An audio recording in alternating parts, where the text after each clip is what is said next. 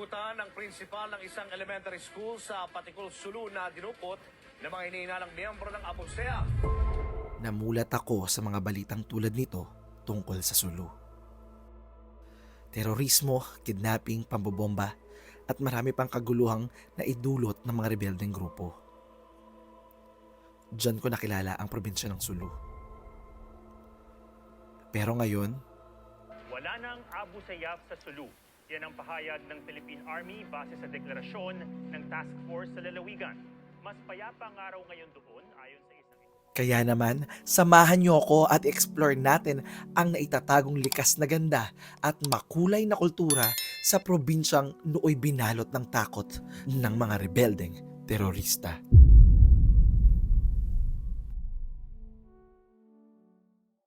Bago natin simulan ang ating trip for today, mag-breakfast muna tayo sa kambalo ng kahawasog at ng bangbangsog.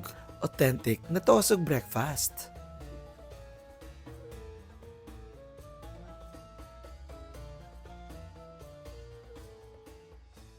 We're on our last and final day here in Sulu. So for today, katatapos na namin mag-breakfast sa Kambalo. And ngayon naman, ang itinerary natin is dito lang sa mainland. For today, tatapusin natin yung lahat ng kaya. And tonight, aalis na tayo dito sa Sulu. I'm gonna miss Sulu. Sobrang ako talaga nag-enjoy. Parang bitin, maybe I will come back soon. Like real soon. Oo. Pagbalik na sa Zamboanga, balik agad ako dito.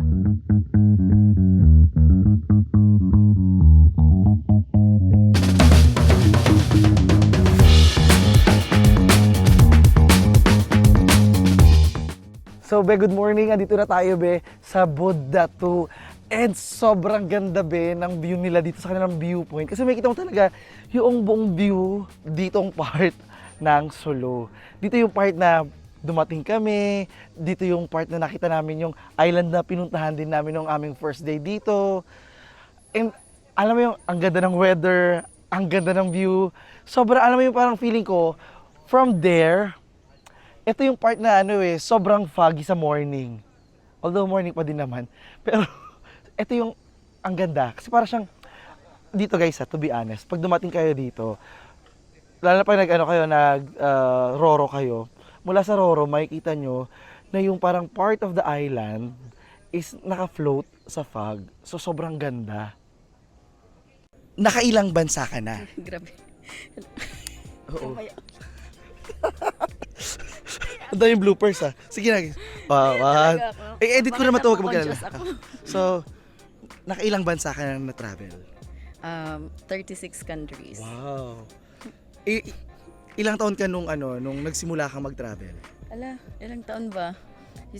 International? Oo. Siguro mga 24. 24. If you don't mind, ano yung nature ng work mo? Online lang. Noong 2015, I started working as a virtual assistant.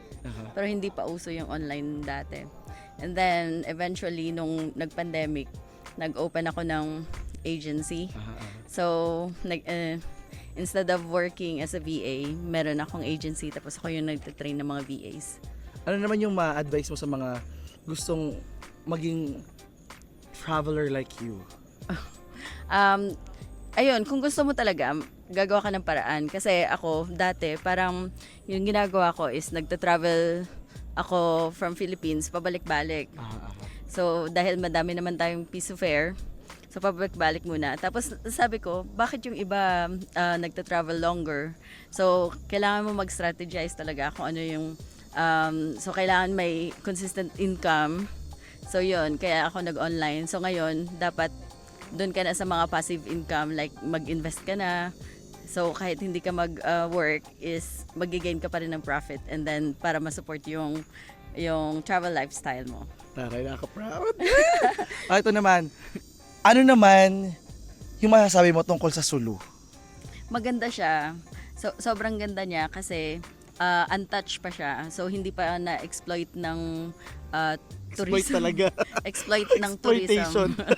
Oo, kasi yung ibang parts ng countries na Pilipinas is over tourism na. And overrated na minsan. Yes, Oo. overrated na. Tapos ang daming tao, tapos ang daming buildings, ang daming nagbebenta, ang daming nang-hassle ba, yung, 'di ba?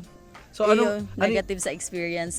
Dito, puro raw. Oo. Puro yung makikita mo is as is talaga. Ano yung favorite mo sa experience natin dito? Yung yung mga beaches, Ah, yung first, pero kung when you go deeper, yung experience mo na first hand na nakita mo yung situation ng Suluba, and then yung makita mo yung mga badyaws, kung paano sila mamumuhay, ganun. ito naman, bilang isang female traveler, internationally and locally, was it hard? Oo, hard, especially sa mga Muslim countries, 'di ba? Katulad ng normally maliligo ka, for example sa mag-snorkel. Dito kailangan mo talagang nakabalot. Oo. Magbihis ka. So yun, i-prepare mo yung mga damit mo kasi pag bilang respect na din sa mga locals kasi nga ay nilang nagpapakita ng mga skin. So dapat ganun ka din. Ito guys naman, dito be, meron sila ditong stag box. 'Di ba? Ang ganda pa ng tagline nila. No work would be possible without coffee. Do you agree with that? Yes, coffee first. Ito be, authentic Suluan coffee. Magkano yung pinakamalaking binudget mo for a travel? Wala, Diyos ko. And where? Kasi yung travel namin continuous, so Oo. hindi Hindi rin mga six digits. Bigyan mo ko ng range. 200, 300, 500. per ano ba yan? Per country? Per, ano yung, ilang country yun, tas magkano? Hindi ko kasi eto yung be. Naman. Hindi ko siya ma-consider per country. Aha. Kasi like for example, minamax out namin yung visa. So umabot kami ng mga 1 month minsan. 1 month, ilang bansa yun, tas magkano? 1 month for example, sa 1 month sa Thailand, umabot kami ng mga, yung budget naman talaga pag Southeast Asia, mga 50. And then pag 1 month na yun? Okay. And then pagka international, siguro So hindi pa international yung Thailand, no? ay hindi, sorry. Visit. So mga Europe, yun, yung mga magagastos na countries, mga 100 plus din. Okay. In 1 month? Sama na Sobra. accommodation? Okay, wow. Alright, thank you so much, Miss Hazel. Sige po.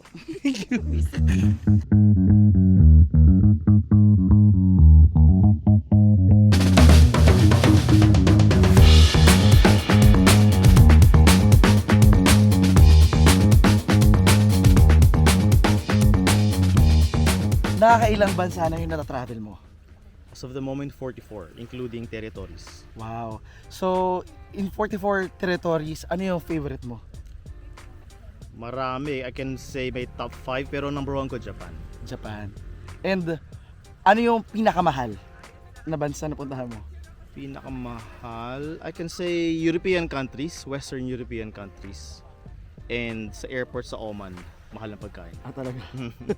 So, ano naman yung profession mo, if it's okay to know? Yeah, I'm a teacher. I'm teaching English since 2009 until now. And then, what age were you, ilang taon ka nung nagsimula? Joke lang. So, ilang taon ka nung nagsimula ka mag-travel? Yung ano talaga, yung independent travel na ako lang. Nagsimula ako nung, I think I was 26 years old. Nasa Thailand na ako naka-base.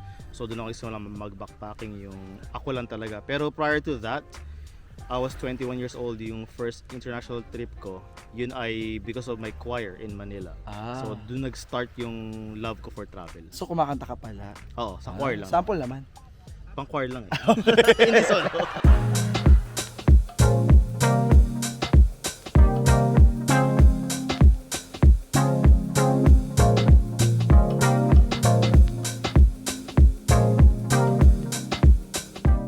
So, dito tayo ngayon be sa Livelihood Center, dito be sa Sulu, yung mga gumagawa ng mga sablay or shabit. Ayan.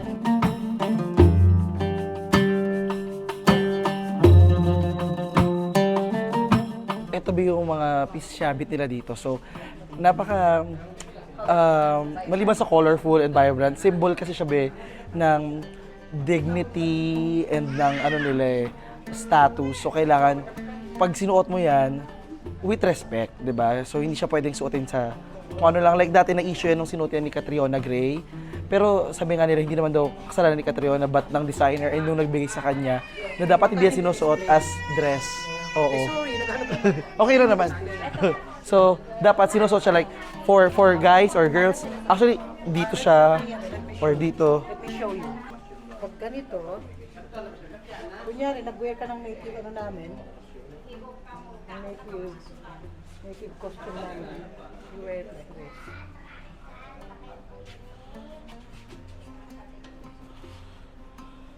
Usually, mahaba masyado, usually namin in half eh. Mailiit, malaki at yan ang pag-wear. Ayun na, tuturuan na tayo. Yan. Tapos yung... Oo, ginaganon. Meron din ano, pag nag-wear, pinufold siya into two. Ganyan. And then, pinag-wear ng ganyan. Native attire ka rin. Sablay. Kasi, yun, ito. Ito ba yung aking major paalala sa inyo na supportahan nyo yung mga local designs, wag yung mga printed lang. Supportahan natin yung sariling atin, supportahan natin yung kultura natin.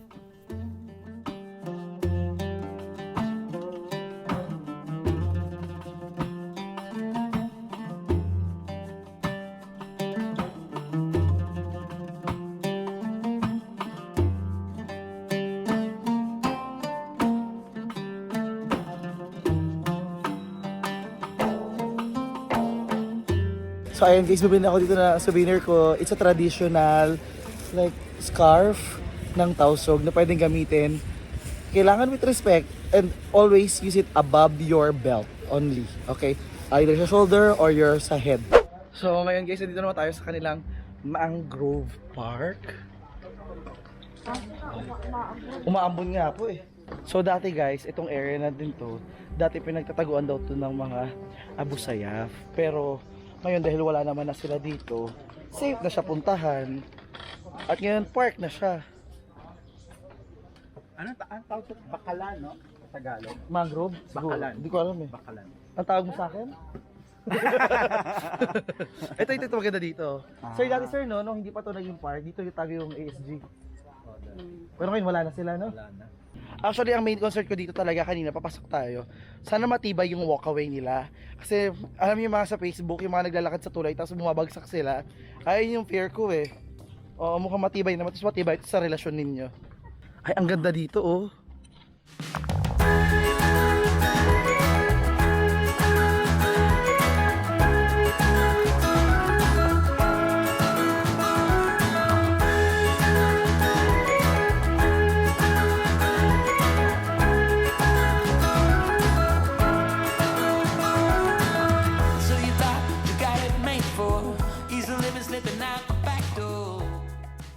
So ayan guys, andito na tayo guys yung sa replica ng Royal Palace dito.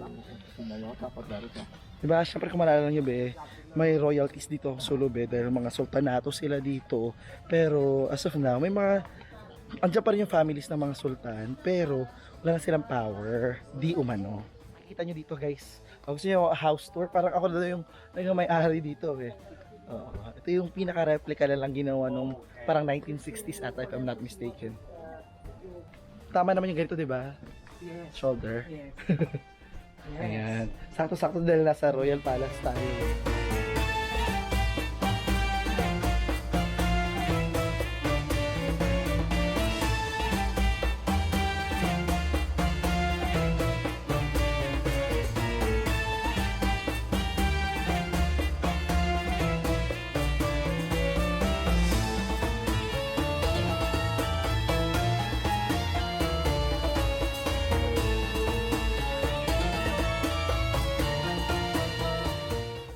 Guys, kung makikita nyo dito, ito talaga yung style ng mga, ito replica to ng Royal Palace, di ba? Pero yung mga bahay dito, ito talaga yung style nila, yung merong malaking space sa ilalim para tulugan ng mga hayop, ganyan, or lagayan ng mga gamit. Sa biyaheng ito, Marami ako natutunan talaga be tungkol sa Sulu. Masaya, maganda, at punong-puno ng mga masasayang alaala. Hindi man naging maganda ang kanilang nakaraan, maganda naman ang bukas na naghihintay para sa Sulu. Kaya naman kung may pagkakataon be, subukan niyong kilalanin at bisitahin ang Sulu.